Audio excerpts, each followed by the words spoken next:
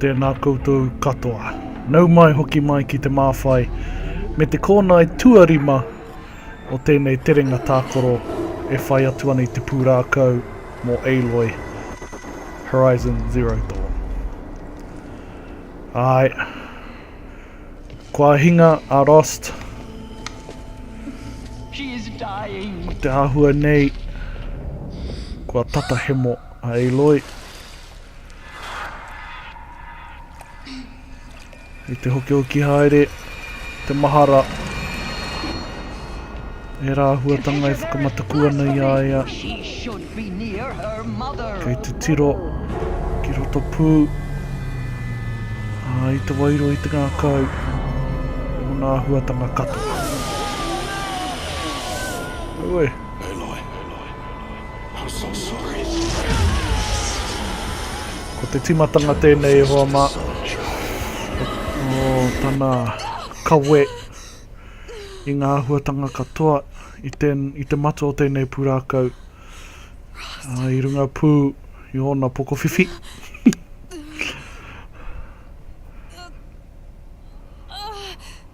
Kua hoia.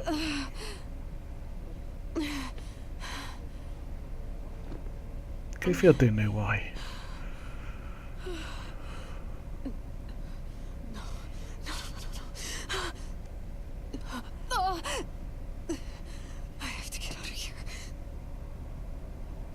Kāre kore ko tēnei wāhanga, he wāhanga nui te kōrero, iti te whawhai. Engari, koinei ngā wāhi pai, e koke ai te pūrākau. Oh, hea tēnei, the proving.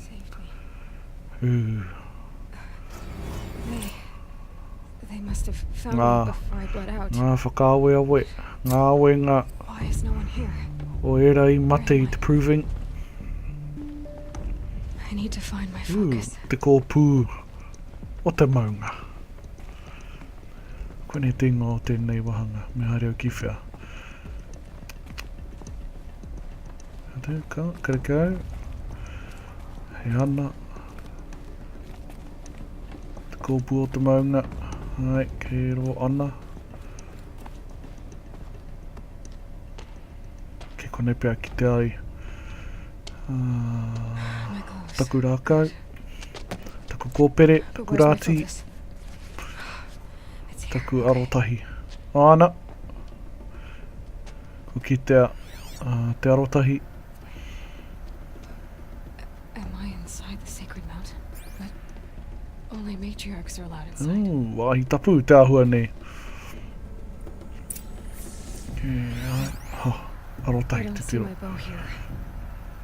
Or the damaged focus, the one I took off that Hea e nei. killer. O he kua katoa e nei.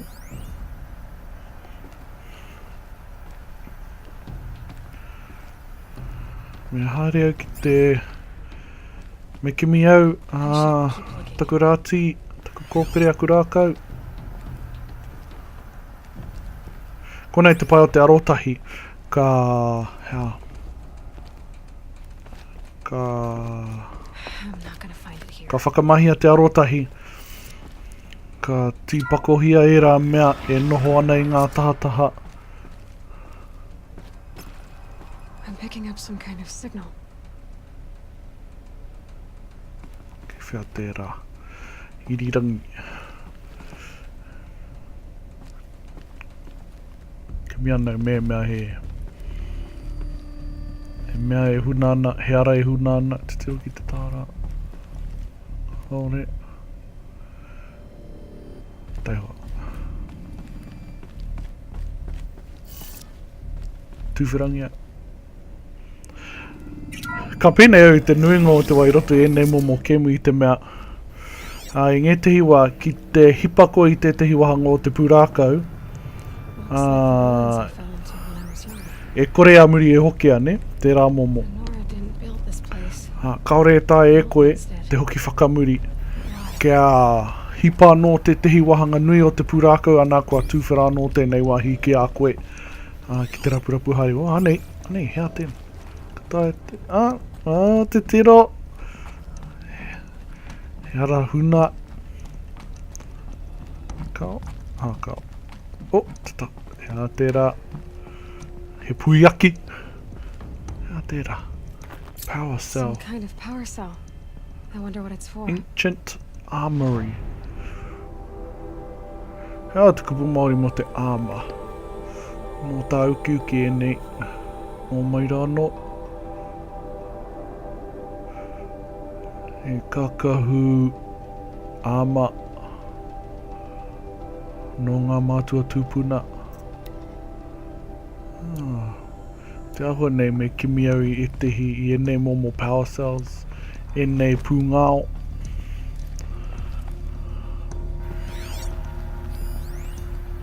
Ka haria ki tētehi wāhi. Ka whakamahia rānei. Ki roto I tētehi momo hangarau. He hangarau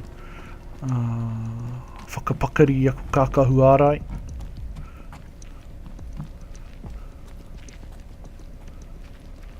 Neti, koina ana. Koina ngā hua o te rapurapu haere. Ko he whai I te huarahi matua o te pūrākau I te nuinga o te wā. Te awa nei o kua kati tonu tēnei.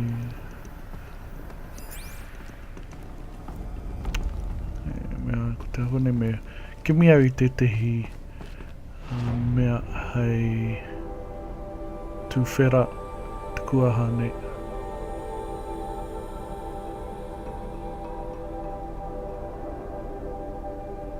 Koinei te awa oho. Āna, koina te wāhi mō taua ara kimi pūngao.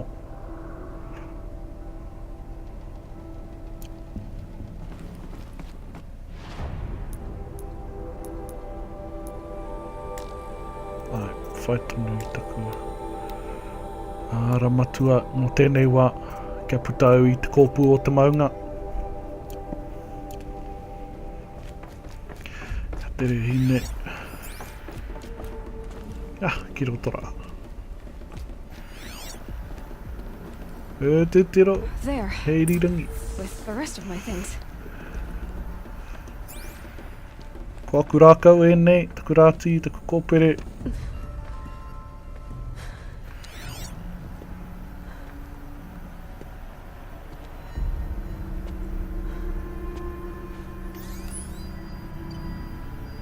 Kōpere.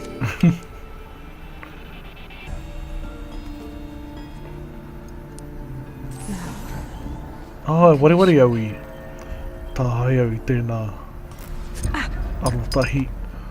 No te tangatara, no tētehi o āhuatanga I haere mai a parekura ngia tō mātou tira. All commanders, halt Ara, excavations and proceed te nanaki north ara. to the mission point. Avoid all contact with Nora savages, but if you are seen, kill every witness. Target imaging attached. Do not fail.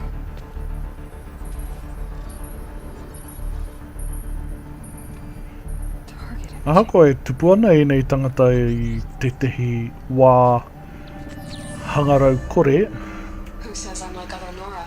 Kia ko ngā āheinga te hunga nei I te wā ka rapu, ka kite ara nei ētehi hangarau. Māma noiho. Then make it quick. I'm heading in. Hold before I dent to scale. Tiro. You need to stop listening to Ted and start listening to me. Where's this from? Ko ai te wahine nei. When? He rita nei te āhua. Tiro. Are you my mother? E hoa mā. Ko taka te kapa. Why try to kill me just Nā because whai I anō, like e you? hoa mā. Me mea kare anō koutou kia marama ki tēnei āhuatanga ki au nei. E haki te mea ko Aloy te tamāhine. Te wahine rā. Engari, ko Aloy tētehi me hea. Kua tārua tia ngā pītauira a te wahine rā, ana kua whānau mai a Aloy. Ara he te kupu pai, he clone, me kimi au te kupu mo te clone. Ne, kua tāruatia ngā pītauira, ngā cells, me ngā wharehere au ngā te kupu mo te chromosome, with the DNA, ko ngā ira, ngā genes. Ne, kua tāruatia ngā ira o tērā wahine, kua waihanga tia, tētehi ritenga.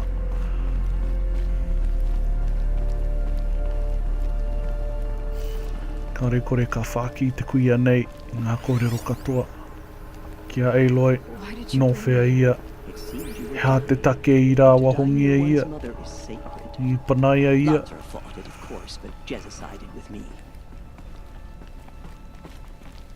Is my mother here? Am I going to meet her? It's complicated. Please, just follow me. Whākina mai e kui. Kōrero kia Tirsa.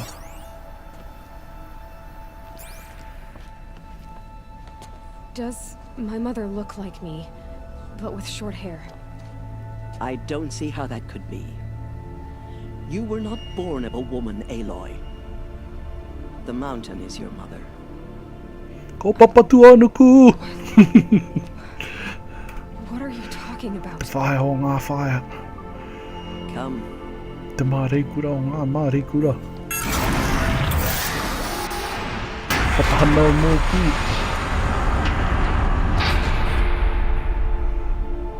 What is Papatu this anuku, place? parawhenua mea. Ngā ingoa katoa. The great chamber, where All Mother slew the metal devil and gave birth to you. Aloy, the Proving Massacre was just the first of many disasters. The war party we sent after the killers was ambushed and slaughtered.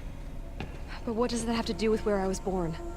My hope is everything. This is where we found you. We heard your cries, came to look, and there you were. Just lying there? Yes. Ka apiti e nei kōrero. Ki te ro aku whakapae hua ma. He clona Aloy. I have believed that you came from the womb of the mountain. A gift from All Mother O te herself. kōpū, o te maunga. But others, Kuaia o Lansra, mara. feared that a darker power put you here. Not a Ngari ka gift, te tiro ani ki te but a rā curse. pātū. Ano nei he kuaha whānui. This isn't a goddess. Aloy! It's a door Ai, he kuaha. with people behind it. Ai, kuhu atu! E atera.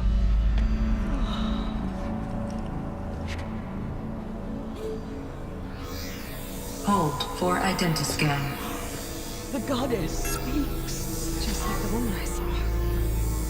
Te tiro.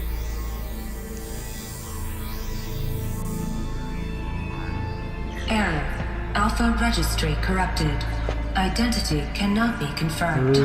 Entry denied. Te tiro ia ki ana ira. Kāri, ko tahi rau o rau. Te rite o ana ira. Nō reira ka kua au katingia. Kia kaha e hine. Ko te āhua nei kua whakaatua. Te hangarau. Runga no nā kona i All o Mother spoke Ai. to you, as if she knew you. Te atua, te Were you not marekura. listening? It O didn't tēnei iwi. recognize me. Nā te koina te, Because of te corruption. reo The o te hangarau. goddess's own words. Surely, if you heal this corruption, she will see you clearly. And how would I do that? You said you've had visions of a woman with short hair. The killers came for me because I look like her. But their power is overwhelming. Is there no other trail to follow? Owen. He was one of the outsiders. The night before the proving. The killers saw me through his eyes. He lives in Meridian. So you will have to Whai leave the atu I sacred Aulen. land. Ko te aho nei kore te aronga o te I've pūrākau. been an outcast all my life. Kia kimi But not an exile too. ko wai tēnei wahine. There is another way. Come, and we will make it so.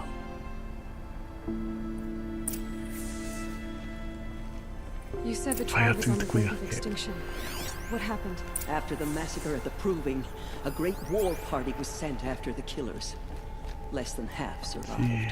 Te kaore anō kia oti te parekura. Ko horungia katoa tia. The killers do not fight Ngā alone. toa Somehow te they have neiwi. power over the machines, corrupting them, driving them mad.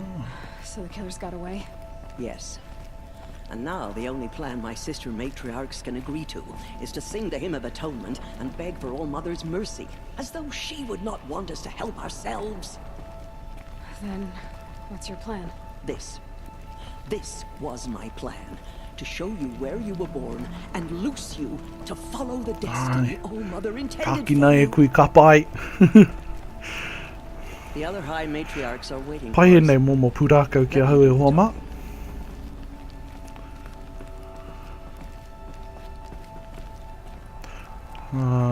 Ko taku raru nui roto i nei momo kemu. It is done. Yes. I showed her. Ngā wā katoa ka hia hiau ki te whai I ara ke atu. Kaua I te ara matua. Kia tai atu ki tōna But whakaotinga how is she atu. to do that? She will have to journey beyond our sacred land. A seeker?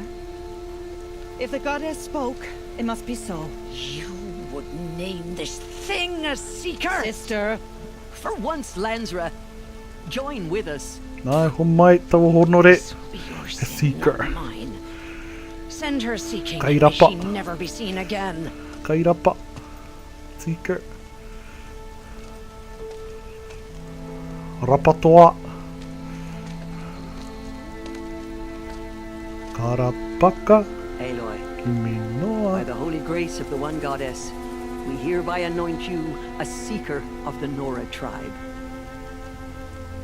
no barrier can now stay you from your sacred task. May All Mother protect you and sustain you. Stay true. Tēnā korua.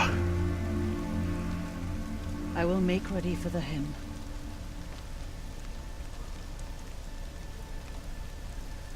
Tiro ki ngā whakakai o ngā Koinei. Our hopes lie with you. Ko ngā aho hiko. Tērā tētehi wāhanga nui. O ngā, o te ahurea. You O are. tēnei iwi And te here nora. is your mark. O ngā iwi In more times hu katoa. of great need, the high matriarchs tēnei ao. may anoint a seeker. A worthy brave sent forth to accomplish a great purpose. No matter where that purpose might take her. Even beyond the borders of the sacred land? Tukunau. Yes. Kia tere. And with the right to return when you are done. Or as the need Ko rōrawa arises. tēnei pūrākau e nei kōrero. Tukunau, kia haere. So, I can go anywhere at all? Kia whaiwhai No ngā restrictions? Even Iera to forbidden hoariri. places, like the tainted lands beyond All Mother's sight. Or the ruins of the metal world. I see. hea te te whenga. Ai? Have there been other seekers? There have, but they are rare, and most who set out are never heard from again. Was Rost a seeker? No, not a seeker. What are you not telling me? This is not the time, Aloy. Perhaps another day. He kaitia ki a Rost. From here, you Ko must mohi go o to a the gates of the tātou i embrace. tērā, ne, no te Speak to timatanga o Varro, te kēmu nei. and he will point the way to Meridian. Whātū If any te Nora tries te to stand kōtiro in nei your way, ki a Rost Aloy, i a e make sure tamariki they ana, e know pēpi you ana. are a seeker. Oh, I will. Thank you, Tirsa. Ai, tēnā koe e kui. May All Mother bless you Kia ora, and watch kia over ora. you. Nō reira. Nora faithful, Ara tātou ki we will whea. soon begin. Purify your hearts. Ka Soon tima we will tai nei beg ki te karakia. forgiveness for the sins Wai that ho brought rātou such ki a rātou. misery on the tribe. Ha, When we Kōrero hear the ki a matriarchs lift their Resh. voices, we will join ours to theirs. koe te rangatira hou.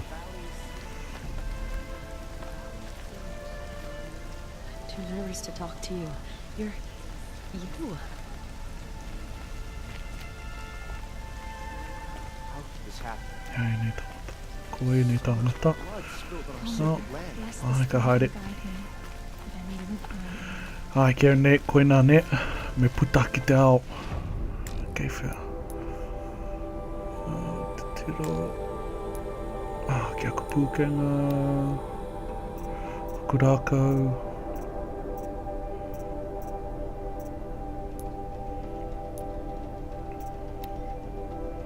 Kare anō kia whiwhi e te Kupu Hou.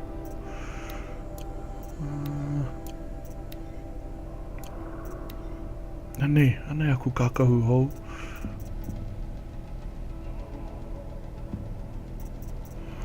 Whātu, te ahua me whātu au e rā mea. Ki tētehi tangata ka whiwhi au i aku kākau. Koira ngā kākahu hou ka whātu ki ngā tāngata ka hoko moata i te kēmu. Nō reira, koe kei whia. Can't be too prepared. Hai, koi. Kohia ngā rawa. Katoa e nei ka whakamahia I runga I taku huarahi. You're alive! I heard the rumors, but I didn't know for sure until I saw you just now. I'm glad to see you're okay. And you're even wearing the tunic I stitched for you. I'm honored. What sort of rumors did you hear? That you were wounded. Whakamohio mai. To die. And then, High Matriarch Tirsa insisted that you be allowed to heal inside All Mother. Huh. That caused a stir. Only matriarchs are allowed to enter the mountain. But me takahi te tikanga. Kia ora te iwi, nge tehi wā, te rai tehi wā, ka rāke, me panoni, me atara weke ngā tikanga. E ora ai tātou. And Rost, the man who raised me. He fought to save me and he died for it. E te pai ko te ahune me pai a kūrākau. Me haere ki te kimi te tangata nei. O hea hei nei mea. Ka pai. E te koi rino, he rākau, he pekarākau. Hea te hea rā mea. Taonga anō. Tau ka puiaki. It is here at Mother's watch that me haere ki a rish. Te ora whata. Nei te tangata. I need the gate. Kia aue. Since when has any outcast's need been my concern?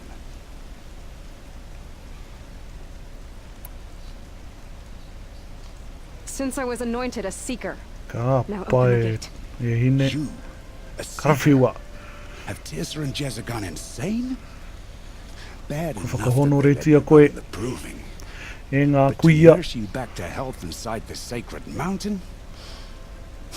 No wonder a curse is upon us and children lie dead under cairns of stone.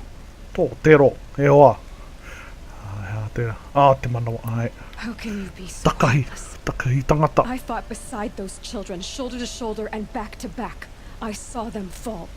If even one of them had been true Nora, they would have put an arrow in your back. E hoki tau. Resh, come on. Silence! I am your war chief. And I am a seeker anointed by the High Matriarchs. So open the gate, and I will be on my way. The sooner you're gone from here, the better. E kore tētehi mea e karo I taku huarahi. What was that?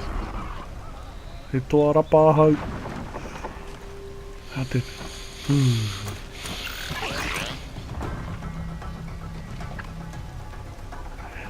Pakanga, me haere ake nei.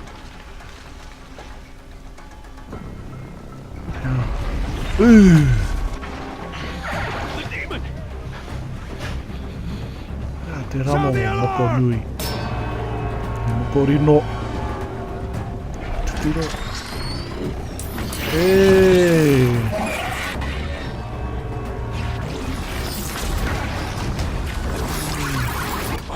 Kua pāngia. E rā kire he rino. I ngā te mano te moko nuira.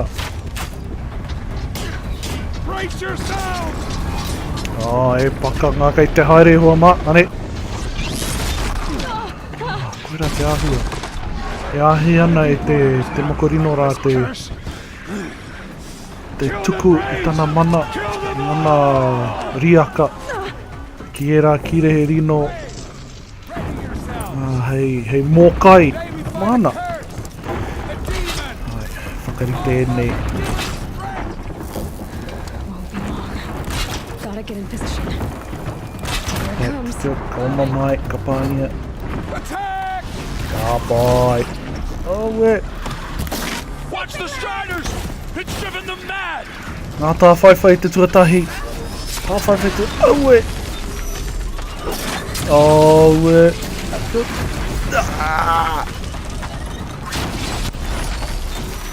Peke. Oh, wait. Ana. Whakapāhau ina nei homa. Mea kare au.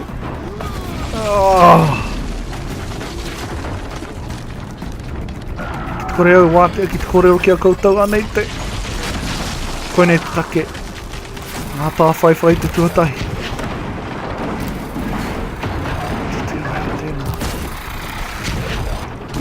Taku arotahi. Ara e rua ngā wāhanga.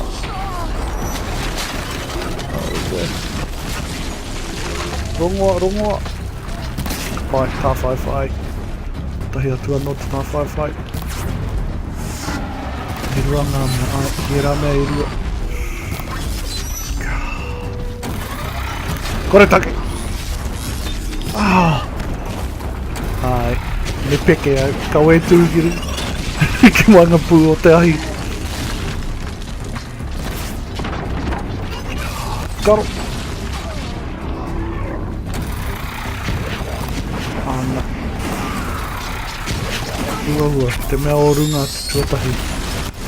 Te pato au. Ano! Ahi. Oh, we. Rongoa. Whai.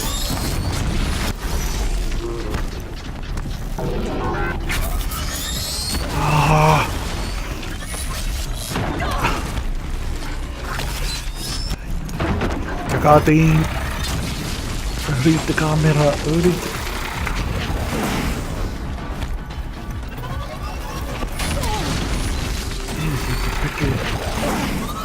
Mai aki ahai. Ki runga.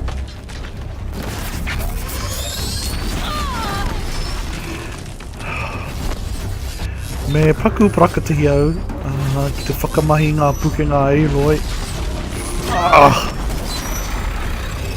Awe. Whai, karo. Ana. Tahi atua no. Kia te pato. I peke au! We!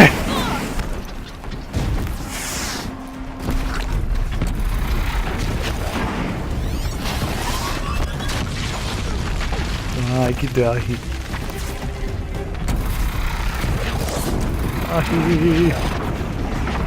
Ano.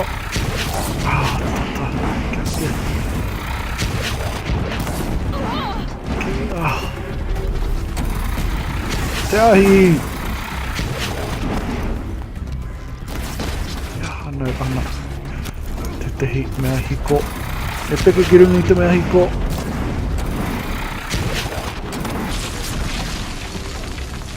Ai, ki taku. Mea hiko. Te hiko. E tino e ho.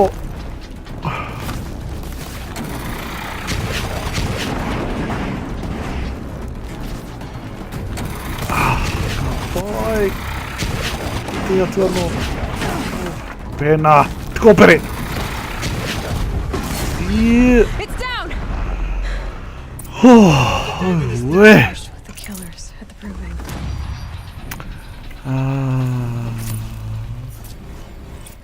Tini whakapāha, mano whakapāha. I taku kore take. Oh, pautahu I tēnei wā. Ka wahi o ki reira. Ia, e tēnei. E wā mā Koinei te hangarau. Kia pai ai taku kōrero ki ngā mokorino o te ao. Hei mōkai māku. Ka hoki mai au. Hei te Kōnae tua ono. Me te whakātu I te mano o tēnei hangarau hou.